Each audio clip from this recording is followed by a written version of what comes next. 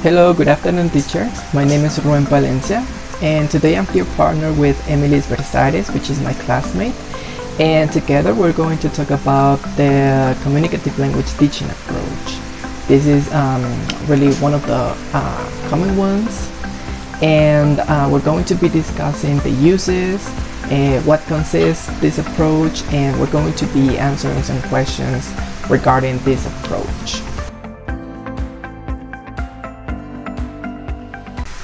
CLT is an approach to language teaching that's been around for a long time.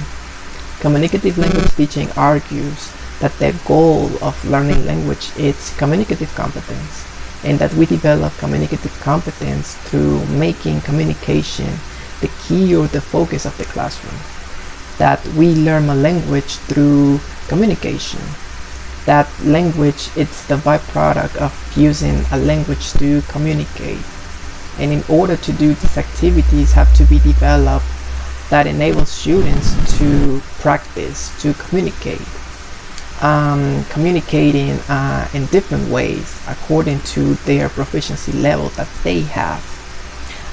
Some of the activities that involves communication could be such as tasks, information, role plays, interviews, games, information, sharing ideas, thoughts.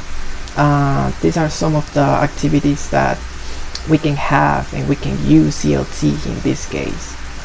And activities of this kind that require students to draw on their communicative resources and to make them use the communication as much as they can in a classroom.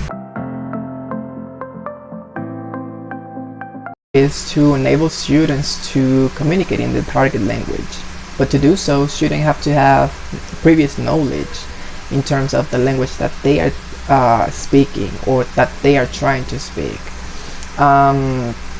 because ultimately what we want or what the teachers want for this method or approach is that they learn through the communication and that they apply that in conversations with people, with students, with teachers, and with the people that they have around. The role of the teacher in this case is to facilitate communication in the classroom. He or she can give the students a topic or something that they can work with to force them to have a conversation and to speak about it. So that's the role of the teacher. And the role of the student in this case is that they are engaged in trying to be understood, even if they don't have enough vocabulary to say a lot about the topic.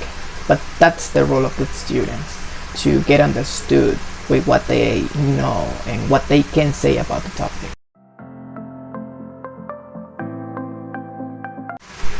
So one of the characteristics of this approach or method is that everything that we do in a classroom with our students, it's done with a communicative intent.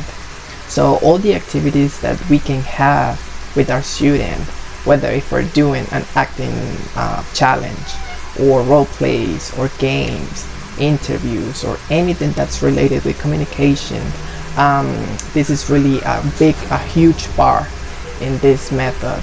So it's really useful and it's really helpful for students to practice as much as they can with the communication skills that they are developing in this moment.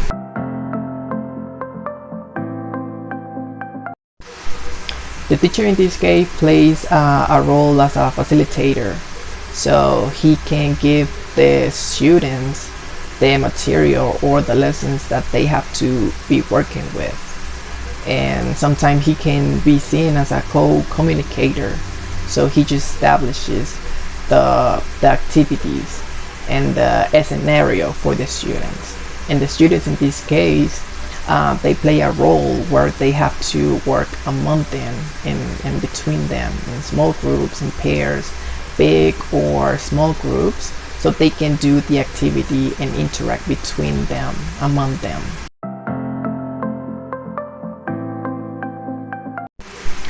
So majority of the students are going to feel motivated with what they are achieving in the classroom. Some of them can feel ashamed, or they can feel embarrassed or shy in terms of communication, because not all the students are the same, but majority of them are going to feel motivated, and this is a great example to express their individuality that everyone has. And this is a great opportunity for them to practice, to learn from the mistakes, and not to be ashamed to express their thoughts or their opinions. Instead, they have to speak and try to break that barrier that's stopping them. In this approach, the language is for communication. That's it. So it deals with linguistic competence, the forms of the language, and their meanings. So completely related to the function of that language is used for. So we see, like, to be communicatively competent, the student or the learner must use this knowledge in taking into consideration the social situation, the context, in order to express the intended meaning, so to express what they want to say in the right way. We should try to make them communicate, make them to speak in a target language in order to practice. The functions must be emphasized over forms. It means, like, typically but not always, a functional syllabus is used. So we use variety of forms to introduce each function of the language. So this approach emphasizes in the target language. It means, like, the student get more proficient and more complex form of the language. So, for example, in learning to make requests, beginning students may practice would you, could you.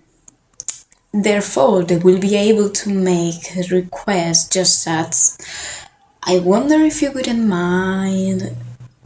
You see, like, they're going to be able to do more complex sentences in order to develop their learning. So what we can see is that the student works with the language from the beginning, and they work at the language use in this course, so they learn about cohesion and coherence. Native language is allowed, it's okay. However, and whenever possible, the target language should be used. Well, the teacher evaluates not only his student accuracy, but also their fluency. Why? Because the student who has the most control of the structures and vocabulary is not always the best communicator, so we have to take this into account. So the teacher would evaluate his students' performance informally in his role as advisor, so as a communicator. Then for more formal evaluation, the teacher could use integrative tests, which is a real communicative function, so they can put in practice what they learn in the class. For example, the teacher can ask the students to write a letter for a friend, so they can evaluate also their writing skills and production.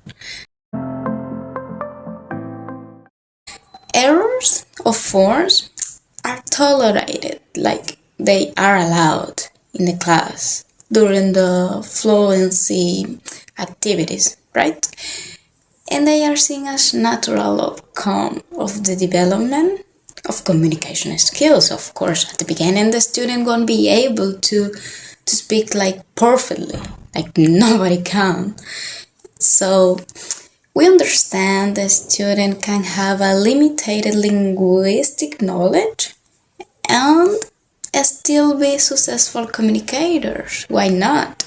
So they don't have to speak perfectly. Meanwhile, they could be understood, they can express their ideas. That's okay for us.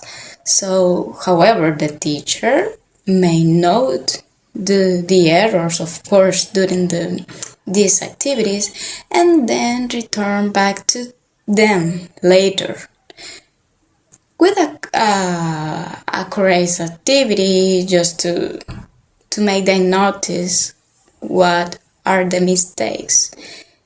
So that was all for today, guys. I hope you enjoy watching this video and you have learned a new thing, which is communicative language teaching.